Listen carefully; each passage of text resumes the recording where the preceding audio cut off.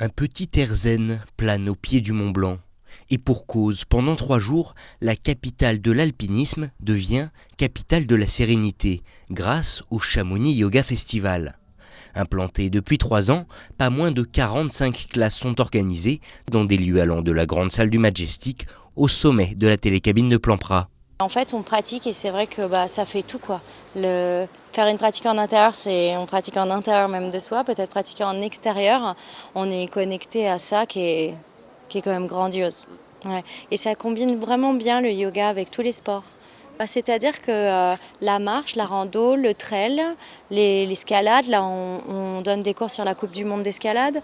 En fait, le yoga, ça se combine avec tous les sports parce que c'est des étirements finalement. Et puis en plus de ça, ça amène un bien-être à l'intérieur, ça reconnecte.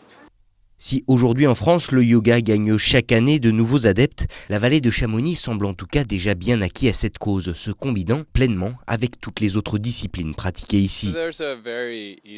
C'est vrai que la nature en général et le yoga sont très interconnectés et on travaille vraiment les relations qui puissent nous permettre d'ouvrir des portes dans la pratique du yoga grâce à la montagne. Ça permet de créer l'étincelle qui va allumer quelque chose à l'intérieur de nos personnes, que ce soit par des cascades, par la randonnée, le soleil, la montagne. Et ça va nous permettre d'entrer en connexion avec quelque chose qui résonne au-delà de nous-mêmes et un peu plus grand que nous.